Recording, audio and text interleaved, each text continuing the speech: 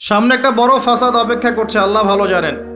একটা বড় মালহামা হবে পৃথিবীতে, মহাযুদ্ধ। এই যুদ্ধে পৃথিবীর অনেক মানুষ মারা যাবে, এমনটা হাদিসের মধ্যে এসেছে। কে জানে, আল্লাহ ভালো জানেন এটা কবে হবে, কত সালে, কিভাবে হবে। এমন হতেও পারে এটাই সেই পারমাণবিক যুদ্ধের সূচনা, আল্লাহু আলাম। কারণ তারা শুরু করেছিল চাইনকে কেন্দ্র করে, সেখানে পারে নাই। কেন্দ্র করে চেষ্টা করেছে একটা মহাযুদ্ধ লাগানোর, পারে নাই। সিরিয়াকে কেন্দ্র করে প্রায় হয়েই গিয়েছিল, এখানে অনেকগুলো দেশ ইনভলভ হয়ে গিয়েছিল, কিন্তু নিউক্লিয়ার যুদ্ধ পর্যন্ত যায়নি। কিছু মানুষ চাচ্ছে, একটা সভ্যতা চাচ্ছে যে পৃথিবীতে একটা মহাযুদ্ধ ঘটুক, এর ফলে পৃথিবীর ম্যাক্সিমাম মানুষ যেন মারা যায়, পরাশক্তিগুলো দমন হয়ে যায়, সে নতুন করে রাইজ করবে, সেই অপেক্ষায় বসে আছে। এবং তার নাম কি সেটা আপনারা আমার চেয়ে ভালো জানেন। প্রথম বিশ্বযুদ্ধের পরে একটা কান্ট্রি বিশ্বের রুলিং স্টেট হয়েছে।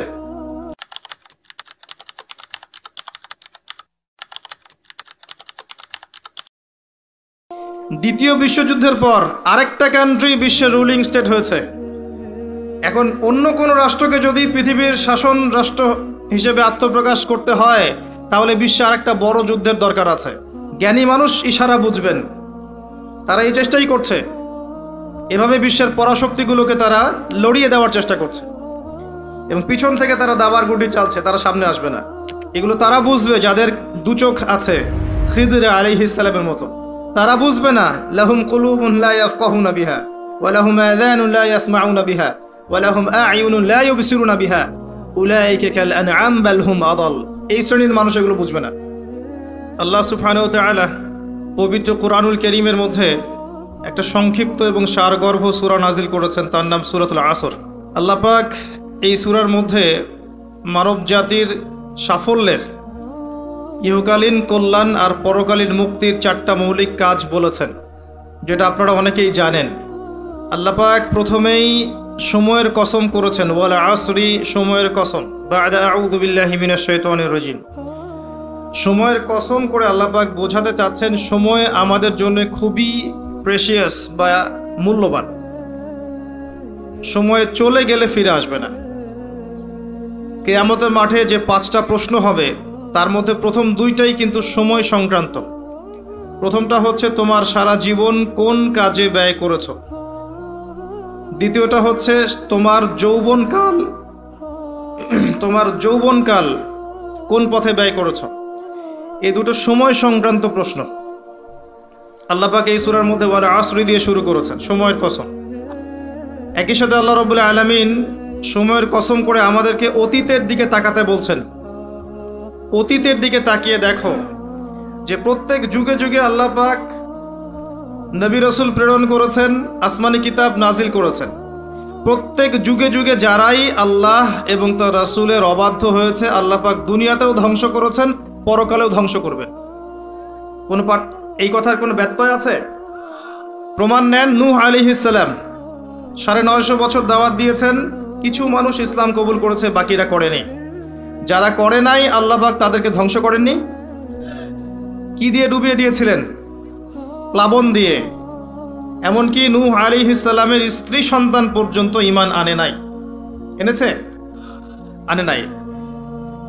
এখান থেকেও শিক্ষা আছে যে আমরা যারা আদর্শ পরিবার গড়তে চাই, এমন হতে পারে যে পরিবারের সকল সদস্য সবাই কথা শুনবে না, এমনটাও হতে পারে।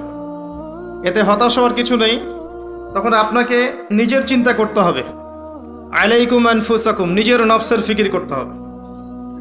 আপনি দাওয়াত দিতে দিতে ক্লান্ত হয়ে যান, যদি দাওয়াত দিতে দিতে বোঝাতে বোঝাতে ক্লান্ত হয়ে যান, তারপরেও আপনার কথা মানুষ না শোনে, আলাইকুম আনফুসাকুম, নিজের ফিকির করে। নূহ আলাইহিস সালাম যখন বললেন, বাবা নৌকায় উঠে আসো, সে বলছে আমি পাহাড়ে উঠে যাব, পাহাড় আমাকে বাঁচাবে। তখন নূহ আলাইহিস সালাম বলছেন, আজকে আল্লাহর আযাব থেকে কেউ বাঁচাতে পারবে না। একটা ঢেউ বাবা আর ছেলের মাঝখানে অন্তরায় হয়ে গেল। একটা ঢেউ আসলো, বাবা একদিকে, ছেলে একদিকে। নূহ আলাইহিস সালাম সন্তানের জন্য আল্লাহর কাছে দোয়া করছেন, আল্লাহর কাছে ভিক্ষা চাচ্ছেন, রহমত, দয়া। ইন্নাহু মিন আহলি, আল্লাহ বলছেন লাইসা মিন আহলিক, হে আল্লাহ সে আমার পরিবারের অন্তর্ভুক্ত, আল্লাহ বলছেন সে তোমার পরিবারের কেউ না। আল্লাহর কাছে দেশ, ভাষা, রক্ত, বর্ণ, জাতীয়তাবাদ কোনো কিছুর কোনো মূল্য নাই, ইল্লা তাকওয়া, শুধু তাকওয়ার মূল্য আছে। যে ঈমান এনেছে, আকীদা পরিশুদ্ধ করেছে, আমল ঠিক করেছে, তাওহীদ শিখেছে, সুন্নতে থেকেছে, আল্লাহকে ভয় করেছে, সাধ্যমতো আল্লাহর দ্বীনের পথে কাজ করেছে, দ্বীন প্রতিষ্ঠার চেষ্টা করেছে, ইনশাআল্লাহ জান্নাতে চলে যাবে। আর যে হোক না কেন, একজন নবীর স্ত্রী হোক না কেন বা কোনো নবীর আত্মীয় হোক না কেন, যত বড় মানুষ হোক না কেন,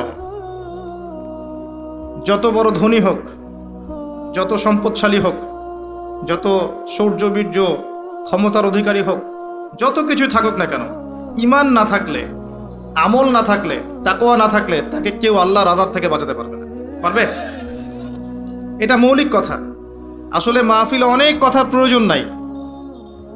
আমার কথা বুঝতে পারছেন? অনেক বেশি কথার প্রয়োজন নাই। অল্প কিছু কথা যদি আপনার মনে আসার করে, দিলে আসার করে, যথেষ্ট।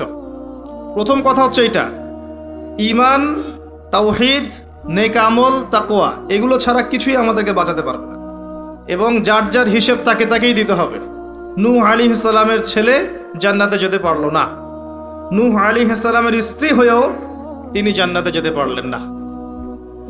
প্রত্যেক যুগে যুগে ইব্রাহিম আলাইহিস সালাম, তার বাবা কি ঈমান এনেছে? আনে নাই। তার বাবার পরিণতি হয়েছে তাদের মতোই। লূত আলাইহিস সালাম, তার স্ত্রী কি ঈমান এনেছে? আনে নাই। পরিণতি একই। মুহাম্মদ সাল্লাল্লাহু আলাইহি ওয়াসাল্লামের চাচারা সবাই কি ঈমান এনেছে? তার বংশের মানুষ সবাই কি ঈমান এনেছে? অনেকেই তো তার সাথে শত্রুতা করেছে, করে নাই? আবু লাহাব তার চাচা নন? আবু লাহাব ঈমান এনেছে, চাচা হয়েও সে পার পেল না। তো এই হচ্ছে মূল কথা। আল্লাহ পাক সময়ের কসম করে বোঝাতে যাচ্ছেন, অতীতকালের দিকে তাকিয়ে দেখো, প্রত্যেক যুগে যুগে যারাই আল্লাহর অবাধ্য হয়েছে, তার রাসূলের অবাধ্য হয়েছে, আল্লাহর নাজিলকৃত বিধানের আনুগত্য করে নাই, আল্লাহ পাক দুনিয়াতেও শাস্তি দিয়েছেন, পরকালেও শাস্তি দিয়েছেন। একই সুন্নাহ প্রত্যেক যুগে যুগে। আরেকটা বিষয় আমাদের বুঝে আসে, সেটা হলো ওয়াল আসরি দিয়ে আল্লাহ পাক শেষ জামানার মানুষদেরকে সতর্ক করছেন বেশি। কারণ শেষ জামানার মানুষেরা সবচেয়ে বড় ফিতনার মধ্যে থাকবে, সবচেয়ে বেশি বেশি ফিতনা থাকবে এই জামানার মধ্যে। ব্যক্তি জীবনে ফিতনা থাকবে, ধর্মে ফিতনা থাকবে, পরিবারে ফিতনা থাকবে, সমাজে থাকবে, বিশ্বে থাকবে, সমস্ত ক্ষেত্রে ফিতনা থাকবে। ফিতনা দিয়ে ভর্তি। কিন্তু মানুষ মনে করবে তারা খুব ভালো কাজ করছে, মানুষ মনে করবে তারা খুব ভালো ভালো আমল করছে, কিন্তু এগুলো ফিতনার মধ্যে ডুবে আছে। আপনি দেখবেন এখন তাওহীদের মধ্যে শিরিক ঢুকে গেছে, সুন্নতের মধ্যে বেদাত ঢুকে গেছে। দেখবেন হালাল রিজিকের মধ্যে হারাম ঢুকে গেছে। খুব কম মানুষই এখন হালাল রিজিক খায়, খুব কম মানুষই। সবার ঘরে ঘরে এখন সুদ, সবার ঘরে ঘরে দেখবেন ঘুষের টাকা ঢুকছে, দুর্নীতির টাকা ঢুকছে, আত্মসাতের টাকা ঢুকছে। খুব কম মানুষ হালাল খায়। অনেক সময় দেখবেন আমরাও দাড়ি টুপি রেখেও অনেক সময় বোনদের সম্পত্তির অধিকার দেই না, এমন হয় না? আমরাও অনেক সময় ধর্মীয় লেবাসেও দেখা গেছে আমরা টাকা পয়সা আত্মসাৎ করছি না? এরকমও হিস্ট্রি আছে। খুব কম মানুষ আছে এই পৃথিবীতে যারা হালাল রিজিক খাচ্ছে। আমরা খাস করে দোয়া করি আল্লাহ যেন আমাদের সবাইকে হালাল রিজিক খাওয়ার তৌফিক দান। প্রতিটা ক্ষেত্রে ফিতনা। আপনি সংস্কৃতিতে যান, সেখানে দেখবেন সংস্কৃতির নামে আমরা মেয়েদের সাথে কি করেছি, নারী পুরুষের ফ্রি মিক্সিং করে দিয়েছি। নারী পুরুষ বেলাল্লাপনে একসাথে চলাফেরা করছে, যেখানে আল্লাহ পাক কিছু চাইতে বলেছেন পর্দার আড়াল থেকে, তাই না? সূরা আহজাব পড়েন, সূরা নূর পড়েন। কিছু চাইলে, একটা বেগার নারী যদি কিছু চায়, তাকে পর্দার আড়াল থেকে চাইতে হয়। আল্লাহ যেখানে বলছেন ওয়ালা তাকরাবু জিনা, জিনার কাছেও যেও না, সেখানে আমরা জিনাকে বানাচ্ছি কাছে আসার গল্প। কথা বুঝতে পারছেন? ফ্রি মিক্সিং একদম শুরু থেকে, স্কুল লাইফ থেকে শুরু হবে। একদম ওই যে ক্লাস 5-6 থেকে শুরু করে এসএসসি, এইচএসসি, অনার্স মাস্টার্স, প্রতিটা ক্ষেত্রে, স্কুল, তারপর কলেজ, তারপর বিশ্ববিদ্যালয়, সবখানে ফ্রি মিক্সিং। নারী পুরুষ একসাথে ক্লাস করবে, একসাথে পড়বে, একসাথে ঘুরবে, তারা বন্ধু। আল্লাহ পাক যে সম্পর্কটাকে হারাম করেছেন, এটাকে হালাল করে আমরা শিক্ষা অর্জন করছি, জ্ঞান অর্জন করছি। প্রতিটা ক্ষেত্রে ফিতনা। এরপরেও আছে পোশাকের ফিতনা, মেয়েরা ছেলেদের পোশাক পরছে। আবার কোনো কোনো ক্ষেত্রে দেখবেন ছেলেরাও মেয়েদের পোশাক পরছে, প্রতিটা ক্ষেত্রে আপনি দেখবেন।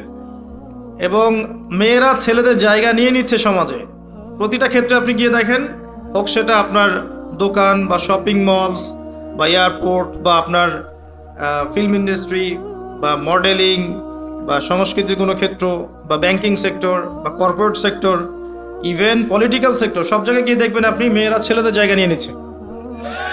ফ্রি মিক্সিং, এটা ফ্রি মিক্সিং এর কারণে। এর ফলে আরও কিছু বিষয় হয়েছে। এর ফলে দেখবেন আপনি জেনা বাড়বে, পরকীয়া বাড়বে, ব্যভিচার বাড়বে, টিজিং বাড়বে, এবং কোনো কোনো ক্ষেত্রে দেখবেন পরিবারের কাঠামো ভেঙে যাবে, ধর্ষণ বাড়বে। এর উপরেও আছে আপনার এই যে নগ্ন ফিল্মস, এই ফিল্মসগুলো দেখার মধ্য দিয়ে এবং গোপনে গোপনে এই পাপের সংস্কৃতিতে লিপ্ত থাকার মধ্য দিয়ে মানুষ ভিতর থেকে পশু হয়ে যাচ্ছে। প্রতিটা ক্ষেত্রে, অর্থনীতি বলেন, সংস্কৃতি বলেন, আপনার পরিবারের দিকে তাকিয়ে দেখেন ফিতনায় ভর্তি, পরিপূর্ণ। পরিবারের কর্তারা এখন ইব্রাহিমের মতো নয়। পরিবারের সন্তান সন্ততি কোরআন সুন্নাহ বোঝে না, ওযুর ফরজ বোঝে না, নামাজ কালাম ঠিক মতো পড়ে না। পরিবারের মেয়েরা দেখবেন পর্দা করে না, পরিবারে তালিম নাই, হৃদ্যতা ভালোবাসা নাই, ইল্লা মাশা আল্লাহ। এর বাইরে আল্লাহর কিছু বান্দা আছেন, তাদের কথা ভিন্ন। ম্যাক্সিমাম পরিবারের অবস্থা, পরিবারের উপার্জনের ঠিক নাই, কোন পথে টাকা ঢুকছে পরিবারে ঠিক নাই, ঢুকলেই হলো, হালাল হোক আর হারাম হোক, এই হচ্ছে আমাদের টার্গেট। এনি হাও, যে কোনোভাবে আমাকে একটা জমি কিনতে হবে, বাড়ি করতে হবে, গাড়ি করতে হবে, স্ট্যাটাস বাড়াতে হবে, যেভাবেই হোক আমাকে এগুলো অর্জন করতে হবে। এই হচ্ছে আমাদের জীবনের উদ্দেশ্য। এখন ওয়ার্ল্ড অ্যাফেয়ার্সে গিয়ে তাকিয়ে দেখেন, এই যে ইন্নাল ইনসানা লাফি খুসর, মানুষ অবশ্যই ক্ষতির মধ্যে আছে। আল্লাহ পাক বলেছেন এই পৃথিবীতে মানুষের ক্ষতি দুই রকম হয়, ইহকালীন এবং পরকালীন। দুনিয়াতে যত করাপশন বা দুর্নীতি, এর মূল কেন্দ্র হচ্ছে মানুষ। প্রতিটা ক্ষেত্রে মানুষ ফিতনা ফাসাদ সৃষ্টি করেছে। আল্লাহ এই কথাটা বলেছেন, যাহারাল ফাসাদু ফিল বাররি ওয়াল বাহরি বিমা কাসাবাত আইদিন নাস। জলে স্থলে যত বিপর্যয় ছড়িয়ে পড়েছে, এটা মানুষের হাতের কামাই, মানুষের হাতের কামাই। এমনকি আমরা পরিবেশটাকেও নষ্ট করে ফেলেছি, আবহাওয়াকে নষ্ট করে ফেলেছি, জলবায়ু নষ্ট করে ফেলেছি, পানির স্তর নিচে নামিয়ে দিচ্ছি, অপচয় করেছি। কোনো সেক্টর বাকি রাখি নাই ফাসাদ সৃষ্টি করতে। সামনে একটা বড় ফাসাদ অপেক্ষা করছে, আল্লাহ ভালো জানেন। একটা বড় মালহামা হবে পৃথিবীতে, মহাযুদ্ধ। এই যুদ্ধে পৃথিবীর অনেক মানুষ মারা যাবে, এমনটা হাদিসের মধ্যে এসেছে। কে জানে, আল্লাহ ভালো জানেন এটা কবে হবে, কত সালে, কিভাবে হবে, আল্লাহ ভালো জানেন। এমন হতেও পারে এটাই সেই পারমাণবিক যুদ্ধের সূচনা, আল্লাহু আলাম। কারণ তারা শুরু করেছিল প্যালেস্টাইনকে কেন্দ্র করে, সেখানে পারে নাই। সিরিয়াকে কেন্দ্র করে চেষ্টা করেছে একটা মহাযুদ্ধ লাগানোর, পারে নাই। সিরিয়াকে কেন্দ্র করে প্রায় হয়েই গিয়েছিল, এখানে অনেকগুলো দেশ ইনভলভ হয়ে গিয়েছিল, কিন্তু নিউক্লিয়ার যুদ্ধ পর্যন্ত যায়নি। কিছু মানুষ চাচ্ছে, একটা সভ্যতা চাচ্ছে যে পৃথিবীতে একটা মহাযুদ্ধ ঘটুক, এর ফলে পৃথিবীর ম্যাক্সিমাম মানুষ যেন মারা যায়, পরাশক্তিগুলো দমন হয়ে যায়, সে নতুন করে রাইজ করবে, সেই অপেক্ষায় বসে আছে। এবং তার নাম কি সেটা আপনারা আমার চেয়ে ভালো জানেন। প্রথম বিশ্বযুদ্ধের পরে একটা কান্ট্রি বিশ্বের রুলিং স্টেট হয়েছে, দ্বিতীয় বিশ্বযুদ্ধের পর আরেকটা কান্ট্রি বিশ্বের রুলিং স্টেট হয়েছে। এখন অন্য কোনো রাষ্ট্রকে যদি পৃথিবীর শাসন রাষ্ট্র হিসেবে আত্মপ্রকাশ করতে হয়, তাহলে বিশ্বে আরেকটা বড় যুদ্ধের দরকার আছে। জ্ঞানী মানুষ ইশারা বুঝবেন, তারা এই চেষ্টাই করছে। এভাবে বিশ্বের পরাশক্তিগুলোকে তারা লড়িয়ে দেওয়ার চেষ্টা করছে, এবং পিছন থেকে তারা দাবার গুটি চালছে, তারা সামনে আসবে না। এগুলো তারা বুঝবে যাদের দু চোখ আছে, খিদর আলাইহিস সালামের মতো। তারা বুঝবে না, লাহুম কুলুবুন লা ইয়াফকাহুনা বিহা ওয়া লাহুম আযানুন লা ইয়াসমাউনা বিহা ওয়া লাহুম আ'য়ুনুন লা ইউবসিরুনা বিহা উলাইকা কাল আনআম বাল হুম আদাল। এই শ্রেণীর মানুষ এগুলো বুঝবে না। তো পৃথিবীর প্রতিটা ক্ষেত্রে ফাসাদ মানুষ সৃষ্টি করেছে, আর মানুষের জন্য এই পৃথিবীর ক্ষতি অপেক্ষা করছে, পরকালীন ক্ষতি অপেক্ষা করছে। মানুষ বুঝতে পারছে না যে এর ফলে কি হতে পারে। মেডিসিন বন্ধ হয়ে যেতে পারে, পরিবেশের মধ্যে অক্সিজেনের লেভেল কমে যাবে, ফ্রেশ বাতাস পাবে না মানুষ, ফ্রেশ খাবার পাবে না, ইকোনমি পড়ে যাবে, তেলের দাম বেড়ে যাবে, প্রেশিয়াস জিনিস পাবেন না, নিত্য প্রয়োজনীয় জিনিসের দাম বেড়ে যাবে। নিউক্লিয়ার ওয়েপেন্সগুলো ওই জাপানের হিরোশিমা নাগাসাকির মতো নয়, এখনকারগুলো আরও অনেক শক্তিশালী। একটা বোমা একটা রাষ্ট্রকে উড়িয়ে দেওয়ার জন্য যথেষ্ট। মানুষ কঙ্কাল ছাই হয়ে যাবে, কিচ্ছু করতে পারবে না। আর যেসব রাষ্ট্রের এই ক্ষেপণাস্ত্র প্রতিরক্ষা ব্যবস্থা নাই, তাদের অবস্থা তো আরও অবস্থা খারাপ। কথা বুঝতে পারছেন না? ক্ষেপণাস্ত্র প্রতিরক্ষা ব্যবস্থা থাকে, কেউ যদি মিসাইল ছোড়ে সেটাকে আকাশেই ধ্বংস করা যায়। সেই প্রতিরক্ষা ব্যবস্থা যাদের নাই, তাদের কি অবস্থা হবে চিন্তা করতে পারে। এই মালহামায় মুসলিমরাও জড়িয়ে যাবে, কারণ বিশ্ব এখন একটা, যেটা আমরা বলি যে গ্রামের মতো, ভিলেজ, একটা ওয়ার্ল্ড ভিলেজ, বিশ্ব একটা গ্রামের মতো হয়ে গেছে এখন। একদিকে ঢিল পড়লে আরেক দিকের প্রভাব পড়বে, তাই পুরো বিশ্ব একটা পরিবারের মতো হয়ে গেছে। একদিকে সমস্যা সৃষ্টি হলে সমস্ত বিষয়ের দিকে ইফেক্ট হবে, প্রত্যেকটা রাষ্ট্র ইফেক্টেড হবে। তো কেউই আমরা ক্ষতি থেকে মুক্ত নই, না দুনিয়ার ক্ষতি না পরকালে। আর পরকালের ক্ষতি তো আপনারা আমার চেয়ে ভালো জানেন। মানুষের জন্য অপেক্ষা করছে পরকালের সওয়াল জবাব, কবরের আযাব, মিজান, পুলসিরাত, জান্নাত, জাহান্নাম। ইন্নাল ইনসানা লাফি খুসর। তারপরেও মনে হয় আমাদের চালচলন দেখলে যে ক্ষতি আমাদেরকে স্পর্শ করবে না। আমাদের ব্যাপারটা অনেকটা এমন যে আরে অন্যদিকে কি হয় হোক, আমি তো ভালো আছি। যখন সবকিছু নষ্ট হয়ে যায় তখন নিজেও ভালো থাকা যায় না। থাকা যায়? যখন সবকিছু নষ্ট হয়ে যায় তখন নিজেও আর ভালো থাকা যায় না। তো আমাদের ভাগ্যেও ক্ষতি অপেক্ষা করছে, এটা সময়ের ব্যাপার মাত্র।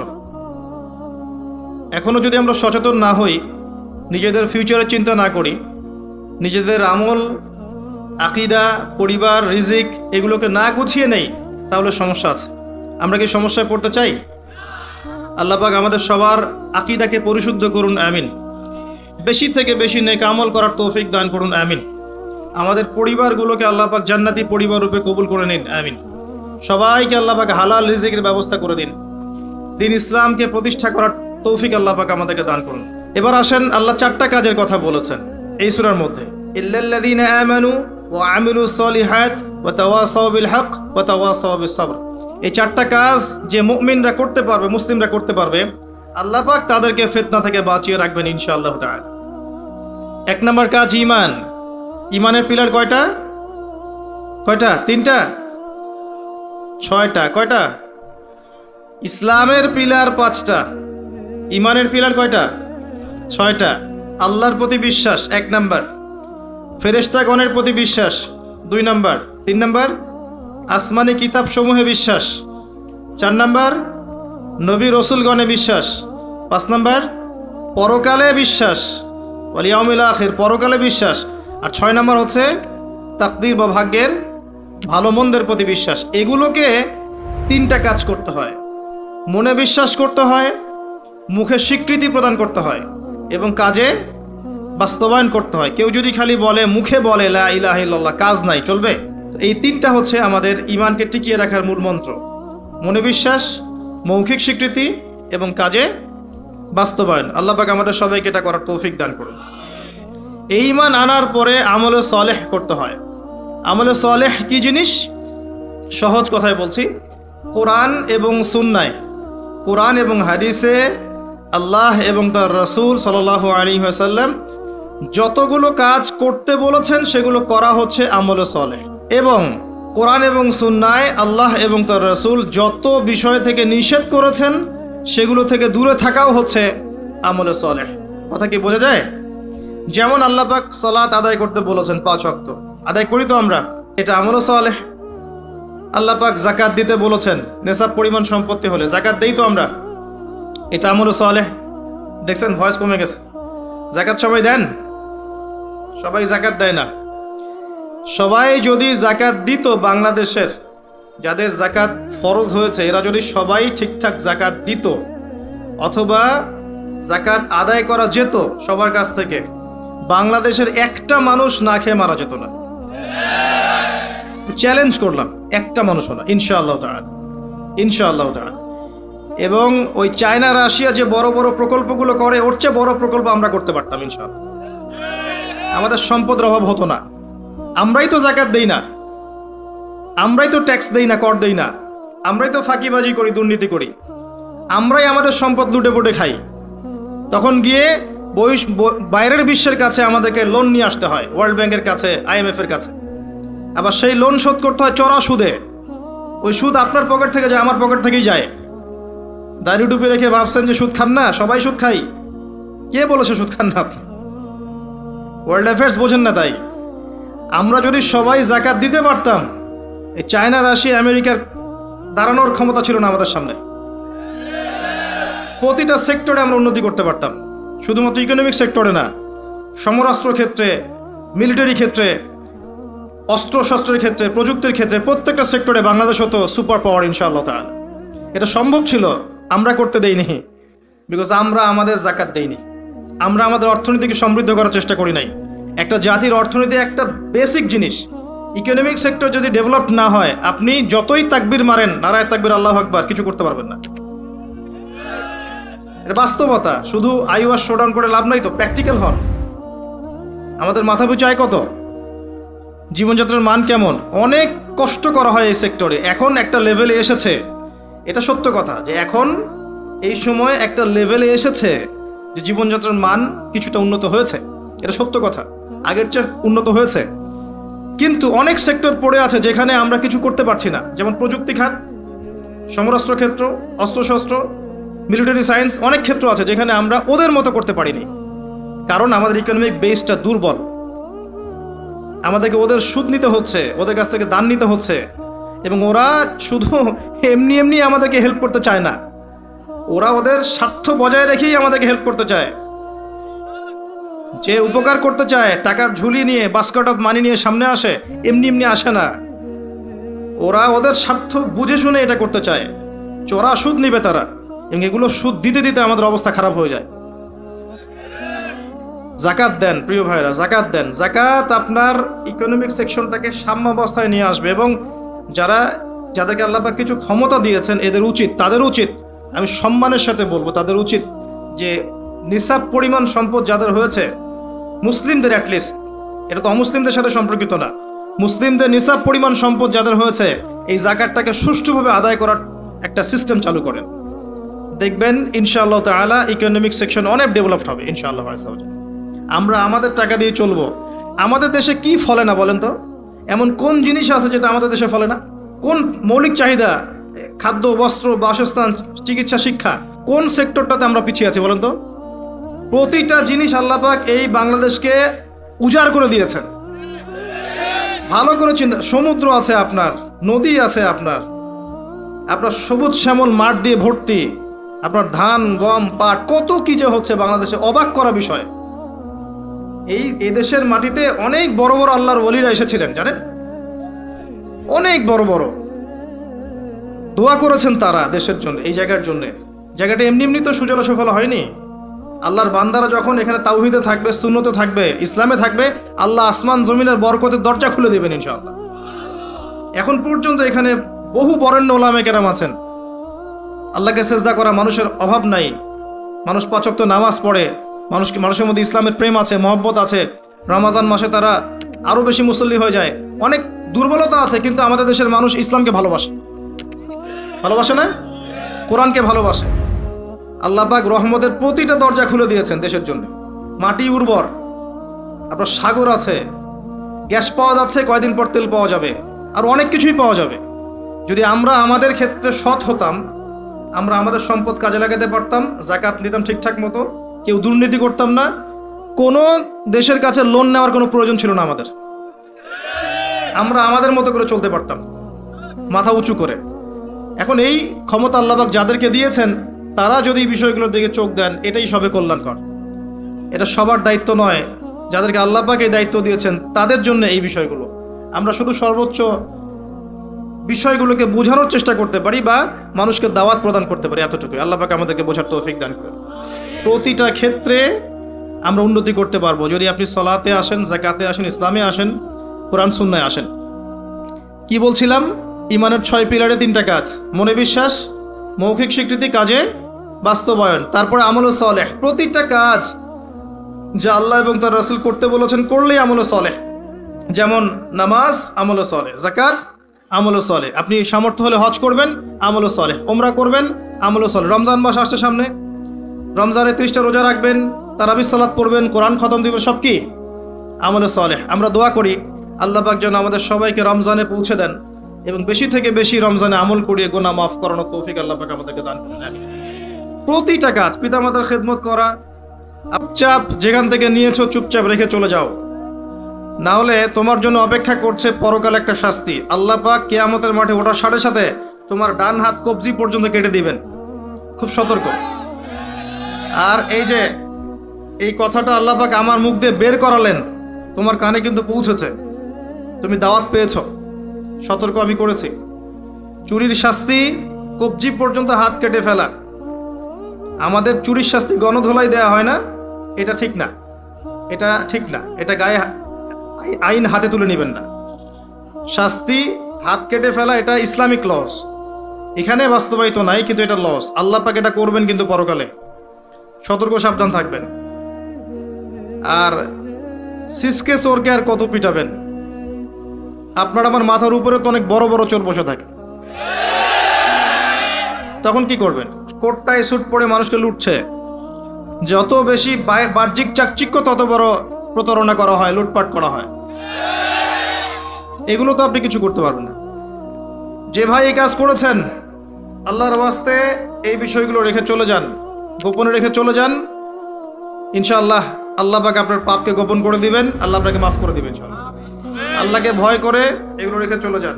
যদি আপনি এই হারাম টাকা আপনি নিজের পেটে ঢুকান, জাহান্নামের আগুন পেটে ঢুকাবেন। আল্লাহ পাক বোঝার তৌফিক দান করুন। আসেন, আমি লম্বা সময় আলোচনা করতে পারবো না, আমি গুটিয়ে নিব। আমরা আমল সালেহের কথা বলছিলাম। প্রতিটা কাজ যদি আপনি নবী সাল্লাল্লাহু আলাইহি ওয়াসাল্লামের সুন্নাহ মতো করেন, আমল সালেহ হবে। চরিত্র রক্ষা করার জন্য আপনি বিয়ে শাদী করেছেন, পরিবারকে ভরণ পোষণ করাচ্ছেন, এমনকি স্ত্রীর সাথে যে মিলিত হচ্ছেন, এটাও আপনার নেকি হবে ইনশাআল্লাহ। প্রতিটা কাজ। একই সাথে আরেকটা পয়েন্ট ভুলবেন না, কোরআন এবং সুন্নাতে আল্লাহ পাক যত বিষয়কে নিষেধ করেছেন, এই নিষেধগুলো বর্জন করার নামও কিন্তু আমল সালেহ। শুধুমাত্র নেকি কাজ করব আর পাপ কাজ ছাড়বো না, এমনটা কিন্তু আমল সালেহ নয়। যেমন আল্লাহ পাক শিরিক করতে নিষেধ করেছেন, শিরিক না করা আমল সালেহ। কুফরি করতে নিষেধ করেছেন, কুফরি না করা আমল সালেহ। আল্লাহ পাক বেদাত করতে নিষেধ করেছেন, বেদাতি আমল না করা কি আমল সালেহ। আল্লাহ পাক হারাম খেতে নিষেধ করেছেন, হালাল খাওয়া আমল সালেহ। আল্লাহ পাক পর্দা করতে বলেছেন, বেপর্দায় না চলা আমল সালেহ। আল্লাহ পাক জেনার ধার কাছেও যেতে নিষেধ করেছেন, তাই চরিত্র রক্ষার জন্য বিয়ে করা কি আমল সালেহ। প্রতিটা কাজ যা আল্লাহ করতে বলেছেন করা আমল সালেহ, রাসূল করতে বলেছেন সাল্লাল্লাহু আলাইহি ওয়াসাল্লাম করা আমল সালেহ। সেই প্রতিটা কাজ যা আল্লাহ এবং তার রাসূল নিষেধ করেছেন, সেগুলো না করাও আমলে সালেহ। মনে থাকবে কথা। আমাদের একটা সমস্যা বলি এখন, আমরা যেটা করি সেটা হলো আমরা অনেক ভালো কাজ করি ঠিকই, কিন্তু আল্লাহর হারামগুলোকে ছাড়তে পারি না। কথা ঠিক না বেঠিক? দেখবেন নামাজ পড়ি 5 ওয়াক্ত, সুদ ছাড়তে পারি না, আছে না? আমরা যাকাত, আমরা দান সদাকা করি মাঝে মাঝে, ফরজ যাকাত দেই না। দেখবেন যে তাহাজ্জুদ পড়ছে বাবা, মেয়ে বেপর্দায় ঘুরে বেড়াচ্ছে, আছে না? বছর বছর হজ ওমরা করছি, এদিকে আল্লাহর হালালকে হারামও করছি, আল্লাহর হারামকে হালাল করছি। এই কাজগুলো আমরা করি না। আমরা অনেক সময় ভালো অনেক কাজ করি, দান সদাকা করি, নফল দান সদাকা করি, জুমার নামাজে যাই, ঈদের নামাজে যাই, হ্যাঁ, প্রতিবেশীর খোঁজ নেই, মানুষকে রক্ত দেই, চিকিৎসার জন্য কাজ করি, শিক্ষা ক্ষেত্রে কাজ করি, অনেক কিছুই করি আমরা ভালো কাজ, কিন্তু আল্লাহর নিষেধগুলো কিন্তু ছাড়ি না। আল্লাহর নিষেধটা ছাড়া সবচেয়ে বড় কথা, কারণ নেক আমল করা সহজ, আল্লাহর নিষেধ ছাড়াটা খুবই কঠিন, এটা মনে রাখবেন। নেক আমল করা সহজ, আল্লাহর জন্য কিছু ছাড়া অনেক কঠিন, অনেক কঠিন। আল্লাহ পাক আমাদেরকে ছাড়ার তৌফিক দান করুন। এরপর আল্লাহ পাক বলেছেন ওয়াতাওয়াসাউ বিল হাক্কি ওয়াতাওয়াসাউ বিস সাবর। যারা হকের উপদেশ দেয় পরস্পরকে, একে অপরকে হকের উপদেশ দেয়। হকটা কি জিনিস? হকটা কি? এর সংজ্ঞা কে দিবে? আমি দিব না আপনি দিবেন না আল্লাহ দিবে? কার সংজ্ঞা নিবেন? হকটা কি কে বলবে, কে বুঝাবে? আল্লাহ বুঝাবেন। আল্লাহ বলছেন হকের সংজ্ঞা, সূরা কাহফ আজকে জুমার রাত না? সূরা কাহাফ অবশ্যই পড়বেন। সূরা কাহাফের ফজিলত আপনাকে আল্লাহ পাক মাসিহের ফিতনা থেকে বাঁচাবে ইনশাআল্লাহ। এই সূরার 29 নম্বর আয়াতে গিয়ে দেখবেন আল্লাহ পাক হকের সংজ্ঞা দিয়েছেন।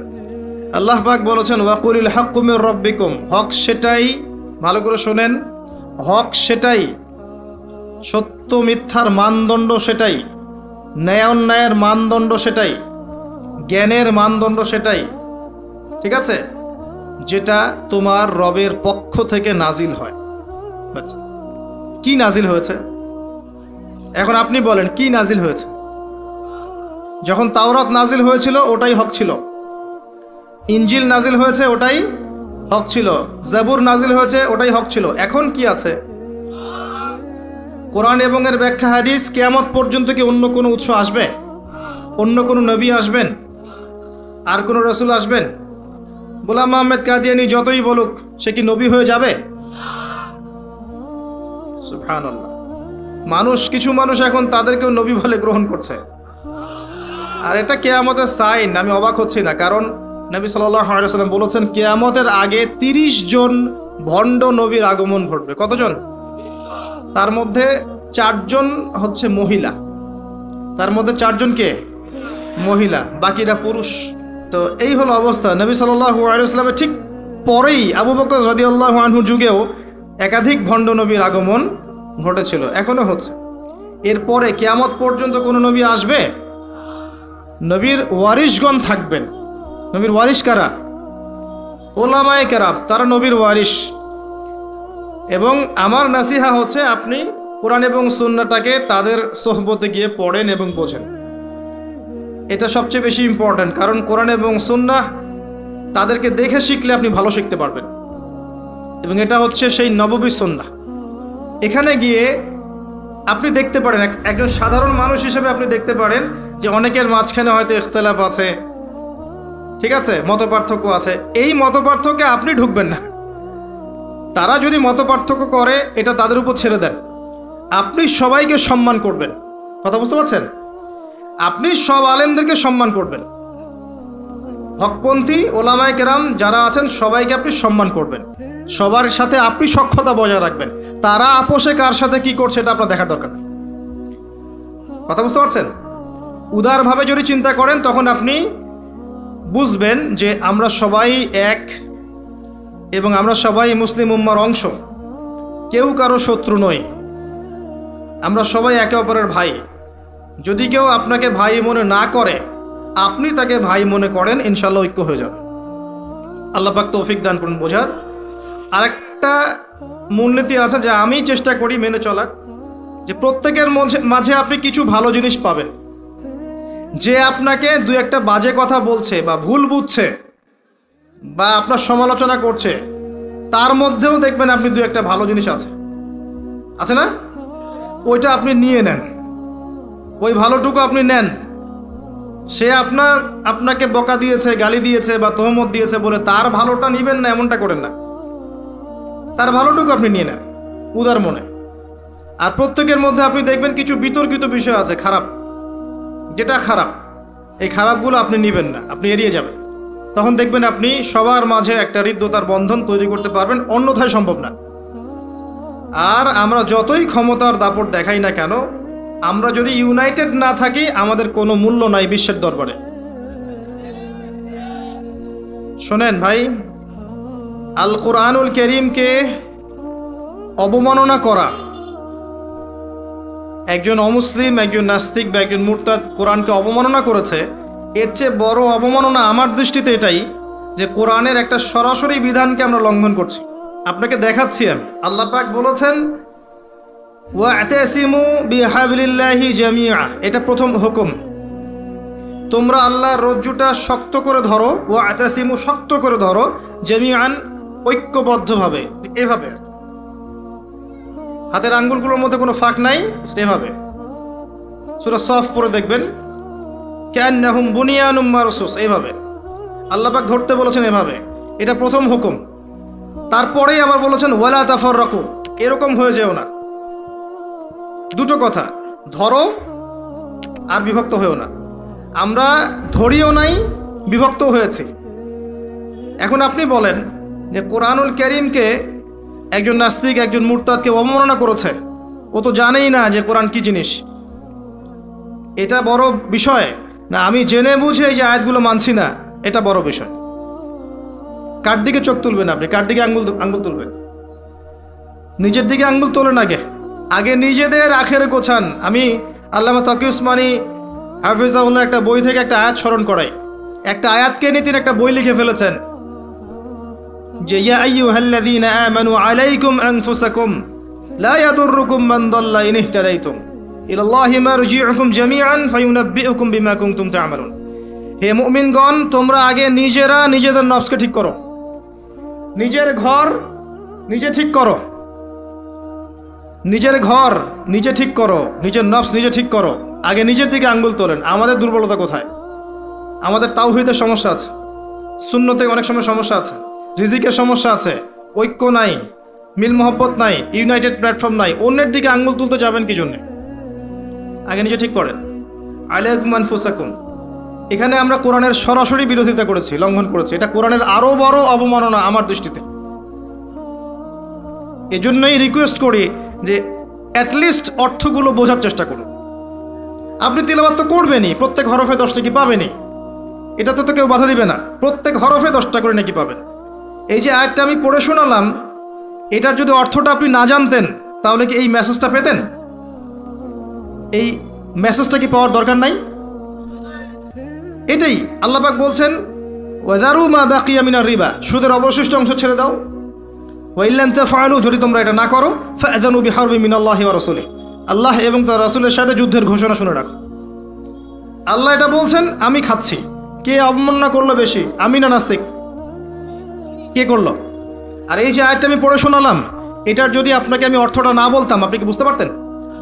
এই অর্থ জানার দরকার নাই, এটাই বুঝাচ্ছি। প্রতিটা ক্ষেত্রে ওয়ালা তাকরাবু জিনা, জিনার কাছেও যেও না। আমরা করছি আতিউল্লাহ ওয়া আতিউর রাসূল, আল্লাহর আনুগত্য করো, রাসূলের আনুগত্য করো, করছি না। তো আমরা কোরআনের যে আয়াতগুলোকে মানছি না বা আমল করছি না, এটা কি কোরআনের অবমাননা হচ্ছে না? এবং আল্লাহর এই মেসেজগুলো যে আমরা বোঝার চেষ্টা করছি না, এটা কি কোরআনের অবমাননা হচ্ছে না? কোরআনের ভিতরে তো ঢুকতে হবে, এর হকটা আদায় করতে হবে। আল্লাহ পাক আমাদেরকে বোঝার তৌফিক এনায়েত করুন, আমিন। এবং এই কাজগুলো কাদের? যারা এগুলোর জ্ঞানে দক্ষ, তাদের কাছে গিয়ে আপনি এগুলো জানবেন। এতে তাদের সম্মাননা বাড়বে, কমবে? কখনো না। হকটা আল্লাহর পক্ষ থেকে আসে এবং এই হকের দাওয়াত একে অপরকে দিতে বলা হয়েছে। যত মানুষ আপনার আহ্বানে হকপন্থী হবে, হকের পথে আসবে, এই সমস্ত মানুষের নেকি আপনি পাবেন ইনশাআল্লাহ তাআলা। এবং যদি কেউ আপনার দ্বারা বাতিলপন্থী হয়ে যায়, পথভ্রষ্ট হয়ে যায়, তাহলে ওই মানুষদের গুনাহও কিন্তু আপনার কাঁধে চলে আসবে। তাই সতর্ক হওয়া উচিত আমাদের সবার। আল্লাহ পাক আমাদের সবাইকে সতর্ক হওয়ার তৌফিক এনায়েত করুন, আমিন। সর্বশেষ আল্লাহ পাক বলেছেন ওয়াতাওয়াসাউ বিস-সবর, ধৈর্যের কথা। সবর মানে এটা নয় যে আমি পরিস্থিতি পরিবর্তনের অপেক্ষায় বসে আছি, এখন খারাপ সময় চলছে, একসময় ভালো সময় আসবে, আমি ভালো হয়ে যাব, এটার নাম সবর নয়। সবর মানে খারাপ অবস্থার পরিবর্তনের চেষ্টা করা, এর জন্য স্ট্রাইভ করা। সবরের এক্সাম্পল আপনি নেন নূহ আলাইহিস সালাম থেকে 950 বছর দাওয়াতি কাজ করেছেন। সবরের এক্সাম্পল নেন ইব্রাহিম আলাইহিস সালামের কাছ থেকে, পরিবার ছেড়ে দিয়েছেন, সমাজ ছেড়ে দিয়েছেন, আগুনের পরীক্ষাও দিয়েছেন। সবর নেন ঈসা ইবনে মারইয়ামের কাছ থেকে, আল্লাহ পাক শেষে পৃথিবীতে জায়গায় হয়নি, আল্লাহ পাক তাকে আসমানে তুলে নিয়েছেন। সবর দেখেন মুহাম্মদ সাল্লাল্লাহু আলাইহি ওয়াসাল্লামের 23 বছর নবী হওয়ার পরে কত যে নির্মম অত্যাচার তাকে সহ্য করতে হয়েছে আমাদের কল্পনার বাইরে। তাকে সারা জীবনে 16টা গালি খেতে হয়েছে, তাকে 15 বার মানুষ হত্যা করার চেষ্টা করেছে, আত্মীয় স্বজন তাকে তিরস্কার করেছে, গলার মধ্যে গামছা পেঁচিয়েছে, এই যে আপনার উটের ভুঁড়ি, নাড়ি ভুঁড়ি পিঠে চাপিয়ে দিয়েছে, দেয় নাই? তাকে দেশ থেকে চলে যেতে হয়নি, তায়েববাসী তাকে আঘাত করেনি, উহুদের প্রান্তরে তার দাঁত শহীদ হয়ে যায়নি। এত কিছু করতে হয়েছে কি জন্যে? হকের জন্যে। এই সবরের প্রশ্ন আসবে যখন আমরা হকের উপর থাকবো, তখন সবরের প্রশ্ন আসবে। গোল আলু মার্কা মুসলিম হলে তার সবরের প্রশ্ন আসছে না। কথা বুঝতে পারছেন না? যদি যে বিষয়গুলো নিয়ে কথা বললে বা যেগুলো করলে কোনো সমস্যা নাই, কেউ কিচ্ছু বলবে না। খাওয়ার পর মিষ্টি খাওয়া সুন্নত, তাই না? তাসবিহ তাহলিল করা সুন্নত। তারপরে খাওয়ার আগে বিসমিল্লাহ, খাওয়ার শেষে আলহামদুলিল্লাহ, বাথরুমে যাওয়ার আগে একটা দোয়া, বের হওয়ার পরে একটা দোয়া। এই যে বিষয়গুলো আছে, যেগুলো ইসলামের চরম শত্রুর মুখের উপর বললেও তার কোনো সমস্যা নাই, তখন কোনো বাধার প্রশ্ন আসবে না। যখন আপনি কমপ্লিট ইসলামটাকে সমাজের সামনে উপস্থাপন করার চেষ্টা করবেন এবং এটার জন্য আপনি স্ট্রাইভ করবেন, তখন আপনার হকের পথে বাধা আসবে, তখন সবরের প্রশ্ন আসবে। এবং এই সবরের এক্সাম্পল আমরা নবীদের জীবন থেকে নিতে পারি, রাসূলুল্লাহ সাল্লাল্লাহু আলাইহি ওয়াসাল্লাম সাহাবায়ে কেরামের জীবনী থেকেও নিতে পারি। আল্লাহ পাক আমাদের সবাইকে তার দ্বীনের পথে হকপন্থী হওয়ার তৌফিক দান করুন এবং সবর করার তৌফিক দান করুন, আমিন। এই সূরাটা যথেষ্ট একজন মানুষের শেষ করার জন্যে, তার নফসের যত খারাপ খয়সাত আছে এগুলোকে দমন করে আল্লাহর সান্নিধ্য লাভ করার জন্য এই একটা সূরাই যথেষ্ট। আমি অনেক লম্বা আলোচনা আজকে করলাম না, শুধুমাত্র মৌলিক কিছু কথা বলছি যে আল্লাহ পাক আমাদেরকে পরকালে উদ্ধারের জন্য এবং দুনিয়াতে সফল হওয়ার জন্য এই সূরার মধ্যে 4টা কাজের কথা বলেছে। আমার সাথে একবার বলেন, প্রথম কাজটা কি? ঈমান। ঈমানের পিলার কয়টা? 6টা। মনে থাকবে? এই 6টাকে কি করতে হবে? মনে বিশ্বাস, মুখে স্বীকৃতি, কাজে বাস্তবায়ন। এরপরে আসবে আমল সালেহ। আমল সালেহ কাকে বলে? আল্লাহ এবং তার রাসূলের সমস্ত আদেশ মানা কি? আমল সালেহ। তার সমস্ত নিষেধ বর্জন করা কি? ঈমান। আমল সালেহের সাথে লাগবে হকের দাওয়াত। হক কোনটা? যেটা বলেন আল্লাহর পক্ষ থেকে নাজিল হয়েছে, আল্লাহর ওয়াহি। আল্লাহর ওয়াহি এখন কি? কোরআন এবং সুন্নাহ। এই কোরআন সুন্নাহকে আপনি নিজে আমল করবেন, পরিবারে আমল করাবেন, চেষ্টা করবেন সমাজে বাস্তবায়ন করার। আল্লাহ আপনাকে যেখানে সামর্থ্য দিয়েছেন সেখানে আপনি করবেন, আল্লাহ পাক তৌফিক দান। এবং এই হকের পথে চলতে গেলে আপনার বাধা আসবে, তখন আপনাকে সবরের প্রশ্ন আসবে। এবার আপনি সবর করবেন নূহ আলাইহিস সালামের মতো, ইব্রাহিম আলাইহিস সালামের মতো, মূসা ঈসা আলাইহিস সালাম তাদের মতো, মুহাম্মদ সাল্লাল্লাহু আলাইহি ওয়াসাল্লাম তার সাহাবায়ে কেরাম রাদিয়াল্লাহু আনহুম আজমাইন তাদের মতো। আল্লাহ পাক আমাদের সবাইকে এই 4টা গুণাবলী অর্জন করে তৌফিক ইনায়াত করুন, আমিন।